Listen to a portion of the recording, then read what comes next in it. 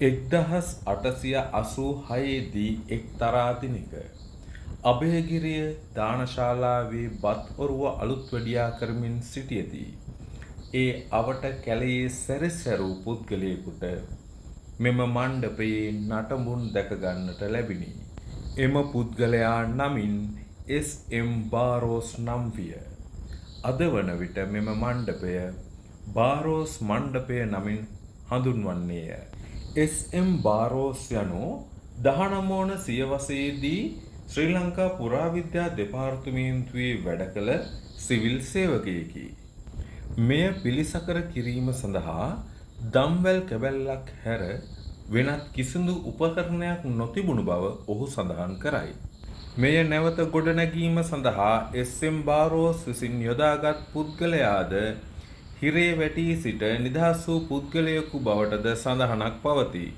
විශාල ගල් කණු 8ක් පොළොවේ සිටුවා ගැනීම දම්වැල ආධාරයෙන් සිදු කළ අතර අභියෝගය බවට පත් වූයේ වහලය නිර්මාණය කිරීම සඳහා ටොන් 3කට වඩා බැරැති මෙම කළුගල් කුට්ටි ඉහළට එසවන්නේ කෙසේද යන්නයි.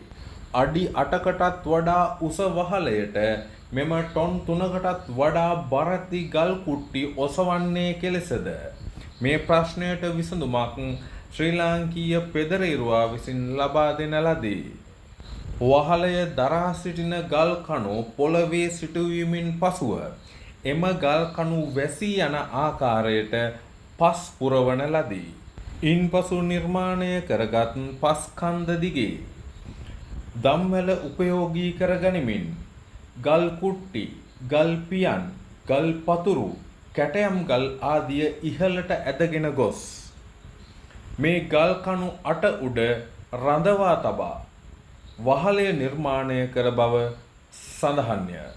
ගල් කණු 8 උඩ වහලය මේ ආකාරයෙන් නිර්මාණය කරගත් පසුව පස් කන්ද ඉවත් කර ඇත. ඈත අතීතයේදීද හෙළයේ ඉදිකරන ලද උස් ගොඩනැගිලි මතට විශාල බර රැගෙන යාම සඳහා මෙම පෙදරේරුවා පාවිච්චි කළ තාක්ෂණය යොදා ගන්නට ඇතැයි තමන් සිතන බවට එස්.එම්. බාරෝස් ඔහුගේ සටහන්වල සඳහන් කර ඇත.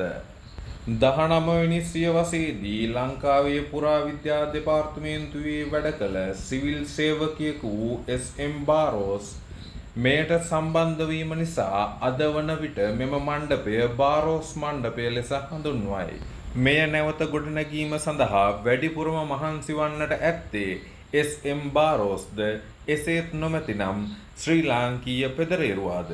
ටොන් 3කට වඩා විශාල බරකින් යුක්ත මේ කැටයම් පුවරු අඩි 8ක් උසට එසවීමේදී පාවිච්චි කරන ලද්දේ එස්.එම්. බාරෝස්ගේ දැනුම නොව ශ්‍රී ලාංකීය පෙදරේරුවාගේ දැනුම බව එස්.එම්. බාරෝස් තැබූ සටහන් වලින් මනාව පැහැදිලි වේ.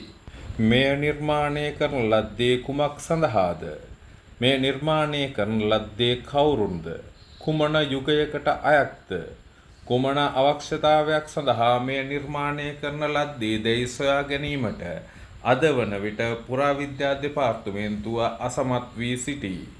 කැලෑවට රිංගූ අවස්ථාවේදී නටඹුන් දුටු පමණින්ම මෙවන් ඓතිහාසික හෙළ උරුමයකට විදේශිකයෙකුගේ නමක් යෙදීම මොනතරම් සාධාරණද?